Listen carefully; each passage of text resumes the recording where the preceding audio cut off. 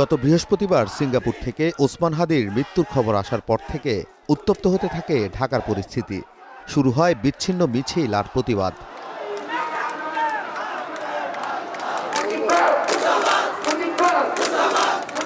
এরই এক পর্যায়ে একদল মানুষ হামলা চালায় প্রথম আলো এবং দ্য ডেইলি স্টার কার্যালয়ে। ভাঙচুর চালিয়ে ভবনে আগুন দেয় দুর্বৃত্তরা। ভরসা পেতে নিজেকে হতে হয় পাতের মতো দৃঢ়, ঠিক যেমনটা জেরুসালেম।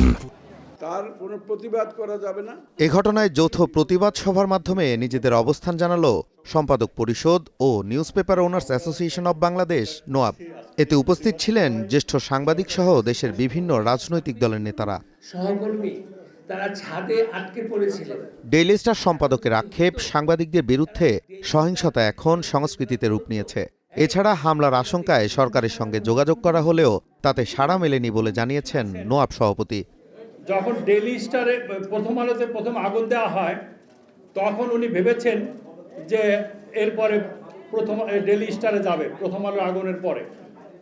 উনি সরকারের এমন কোনো সংস্থা নাই, এমন কোনো ব্যক্তি নাই যাকে উনি অনুনয় বিনয় করেন নাই যে আপনারা ডেইলি স্টারের সামনে প্রোটেকশন দেন, কিন্তু উনি কোনো সাহায্য সারা পাননি। আমরা সারা বাংলাদেশের সাংবাদিক বৃন্দকে জানুয়ারির মাঝামাঝি টাইমে আমরা একটা মহা সম্মেলন করব। 26-27 জন ছাদে আটকে ছিল এবং ফায়ার ব্রিগেডকে আসতে দেওয়া হয় নাই। এটার মানে কি? They didn't only want to burn the building, they wanted to murder the staff of Daily Star. So we have entered, এটা ফখরুল ভাই খুব সুন্দরভাবে বললেন যে we have not only to just react, stand together, but we have to respond. We have entered into an era of murder. গণমাধ্যমের উপর ন্যাক্কারজনক এই হামলা গণতন্ত্রের উপর আঘাত বলে মন্তব্য করে বিএনপি মহাসচিব অপশক্তির বিরুদ্ধে রুখে দাঁড়ানোর আহ্বান জানান। আজকে ডেইলি স্টার নয়, প্রথম আলো নয়, আজকে গণতন্ত্রের উপর আঘাত এসেছে। আমার স্বাধীনভাবে চিন্তা করার যে অধিকার, আমার কথা বলার যে অধিকার, তারপর আবার আঘাত এসেছে। জুলাই যুদ্ধের উপর আঘাত এসেছে, কারণ জুলাই যুদ্ধ ছিল এই দেশের মানুষের অধিকার প্রতিষ্ঠার যুদ্ধ। আজকে সেই জায়গায় আঘাত এসেছে। তাই আমি আমার অনুরোধ আপনাদের কাছে, কোনো রাজনৈতিক চিন্তা দল নয়, সংগঠন নয়, সকল গণতান্ত্রিক আমি মানুষের এখন এক হওয়ার সময় এসে গেছে। পক্ষ থেকে এসেছি।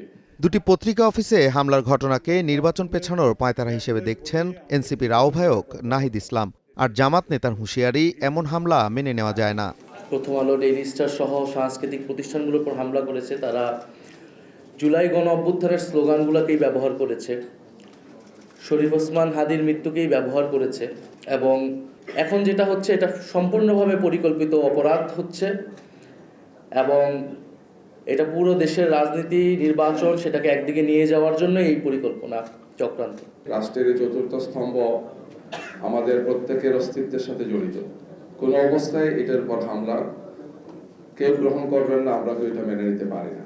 এটা যাতে ফুল স্টপ হয়। পতিত স্বৈরাচার তাদের সময় সেই ধরনের কাজ তারা করেছিলেন, সাংবাদিকদের উপর, সংবাদপত্রের উপর, মিডিয়ার উপর, এমনকি গুরুত্বপূর্ণ খুবই সিনিয়র সম্পাদকদের উপর হামলা হয়েছে। আলোচনা পর্বের পর যৌথ এই প্রতিবাদ সভা শেষ হয় রাজপথে। কারওয়ান বাজার থেকে বাংলা মোটর অভিমুখী সড়কের একপাশে দাঁড়িয়ে মানববন্ধন থেকেও জানানো হয় প্রতিবাদ। Nazmul Hasan, star news, Dhaka.